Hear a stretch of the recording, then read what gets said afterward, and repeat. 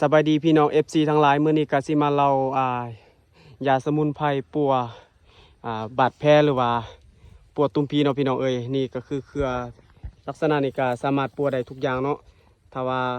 ผู้ใดเป็นตุ่มพีใหญ่ขึ้นก็สามารถเอาตัวนี้มาเฮ็ดเผาไผ่แล้วก็มาตุบอนที่เป็นตุ่มพีเนาะถ้าว่าเกิดบาดแผลอีสังเราสามารถเอาเครือตัวนี้มาเผาไฟแล้วก็มาตุบอลใส่บอลบาดแผลเนาะพี่น้องเอ้ยอันนี้ก็คือสมุนไพรแบบธรรมศาสตร์คือว่าแบบเครือพูนพี่น้องเอ้ยความมันสูงขนาดความมันสูงพี่น้องเอ้ยอันนี้คือเครือที่สามารถปัวตุ่มพีกับสามารถปัวบาดแผลได้เนาะพี่น้องเนาะถ้าว่าผู้ใด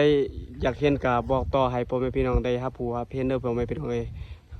สุดท้ายนี้ก็ขอให้ทุกคนจงกดไลค์กดแชร์กดติดตามในเด้อเพื่อเป็นกำลังใจข้าพเจ้าได้สร้างคลิปต่อเนาะสุดท้ายนี้ก็โอเคขอขอบใจ